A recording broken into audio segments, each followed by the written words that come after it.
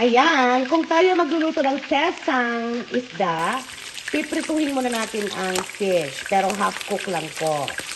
Okay, so ito na po, pagkatapos iprito, isa sa tabi, and then magprepare po tayo ng bawang, luya, at sibuyas. At since meron po kaming tanim na spring onion or onion leeks, yun pong dahon ang ginamit para organic po.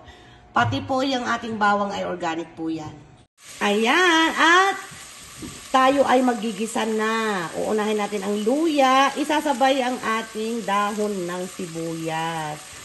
Bakit? Para mag-incorporate ang lasa po sa mantika ng maging lasang ginger at matanggal ang kalansahan ng isda pag pinatong na natin. Ganon.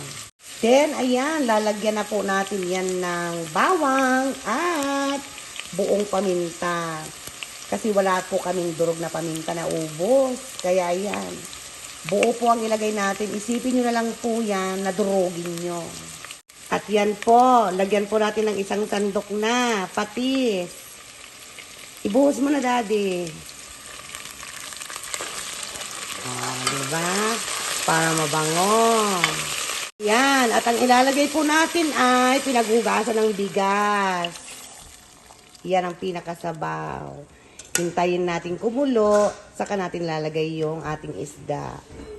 Ayan, mga lalabs ko na kumulo na. So ngayon, isushoot lang natin yung ating mga half cook ang pagkakaprito na isda. Okay, ganyan lang po ang pesang.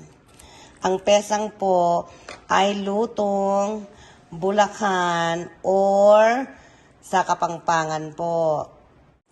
So, ayan, no, mga lalabs ko, meron na po yung mga 5 minutes na kumukulo. So, ngayon, ilalagay na po natin ang ating petchay na gulay. Yung iba po ay nilalagyan ito ng patatas, kamote. It's up to you. As long na meron po siyang gulay of your own preference. Okay, so ayan na mga lalabs ko, no, nilagay na po ni Mami ang petchay because I love petchay. So, hayaan lang po natin na kumulo ng kumulo ng kumulo ng kumulo. And of course, tatakpan natin siya.